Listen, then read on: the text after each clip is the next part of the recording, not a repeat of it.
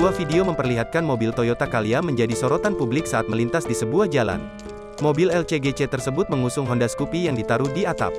Video ini diabadikan dalam sebuah akun Instagram @makassar_info dan menjadi viral di jejaring sosial media. Dalam video tersebut terlihat jelas Toyota Calya mengangkut Honda Scoopy dengan sangat antusias. Sejak awal, seseorang mengabadikan momen Toyota Calya melaju di jalan aspal yang agak licin.